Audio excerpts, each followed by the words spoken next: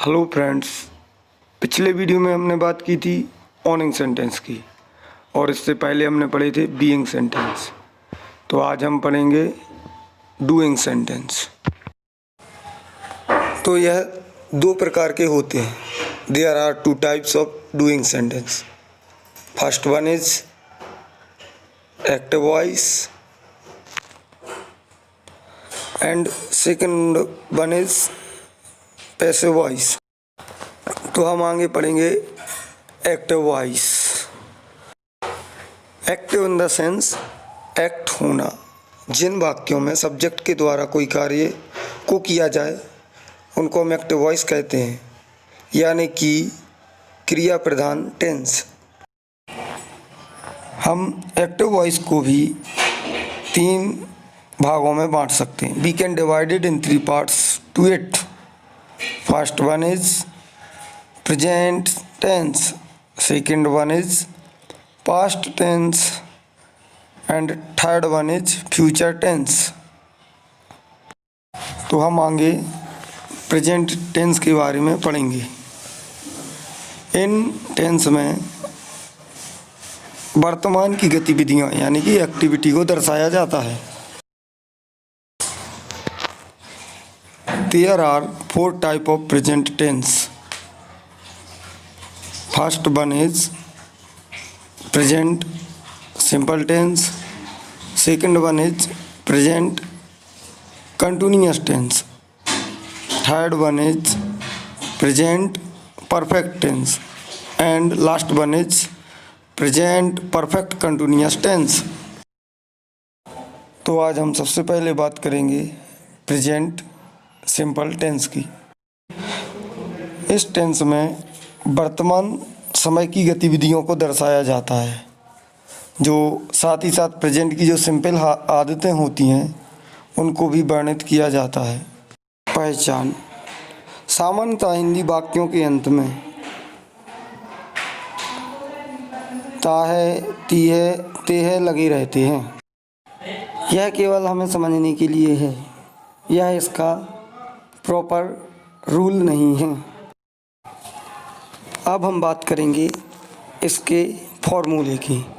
तो सबसे पहले हम सब्जेक्ट लगाते हैं, फिर वर्ब की फर्स्ट फॉर्म, वर्ब की एस या ES form plus object. Verb की फर्स्ट फॉर्म हम प्लूरल सब्जेक्ट के साथ लगाएंगे और जो वर्ब की एस फॉर्म और ईएस फॉर्म है उसको हम सिंगुलर के साथ लगाएंगे। जो ईएस फॉर्म है वह OCHSH वर्ड वर्ब के अंत में हो। जो एस फॉर्म है बाकी वह सभी वर्ब के साथ लगाया जाएगा। अब हम हिडन हेल्पिंग वर्ब की बात करें तो डू जो कि प्लूरल सब्जेक्ट के साथ लगाया जाता है और डज जो कि सिंगुलर सब्जेक्ट के साथ लगाया जाता है। Now we will try to translate Hindi sentence into English sentence. The first one is Virendra गाना गाता है। वीरेंद्र एक व्यक्ति का नाम है, इसलिए वीरेंद्र का हम इंग्लिश में वीरेंद्र ही कर देंगे। और गाना को हम कहते हैं सिंग, लेकिन सिंग वीरेंद्र जो कि सिंगुलर सब्जेक्ट है इसलिए एस पुट करेंगे, तो वीरेंद्र सिंग्स अ सॉन्ग। अब हम दूसरा उदाहरण देखेंगे। हम भारत में रहते हैं, हमको इंग्लिश में कहते हैं बी, और रहने को इंग्लिश में कहते हैं लिव। और हम प्लूरल सब्जेक्ट है इसलिए हम वर्ब की फर्स्ट फॉर्म ही पुट करेंगे, तो बी लिव, मैं को इन इंडिया। तो sentence is be live in India. यह हमने अफर्मेटिव वाक्य पढ़े प्रेजेंट सिंपल के। अब हम बात करेंगे नेगेटिव सेंटेंस की। नेगेटिव सेंटेंस बनाने के लिए हम इस फॉर्मूले को फॉलो करेंगे। Subject plus do does plus not plus verb की first form plus object. For example Ravindra खाना नहीं बनाता। रविंद्र सिंगुलर सब्जेक्ट है इसलिए लगेगा does not. Ravindra does not. बनाना को कहते हैं कुक और खाना को कहते हैं फूड। तो Ravindra does not cook food. अब हम इसका एक और उदाहरण देखेंगे। मैं स्कूल नहीं जाता। मैं के लिए अंग्रेजी में कहते हैं आई के साथ लगेगा डू नॉट और go to school. I do not go to school. अब हम बात करेंगे इंटेरोगेटिव सेंटेंस की।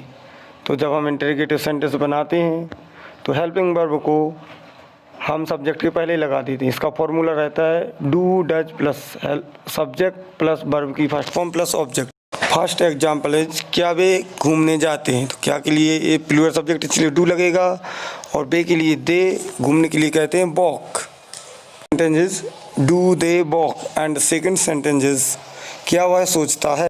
सिंगुलर सब्जेक्ट होने के साथ इसको लगाएंगे डज, और वाई के लिए ही, सोचना के लिए थिंक।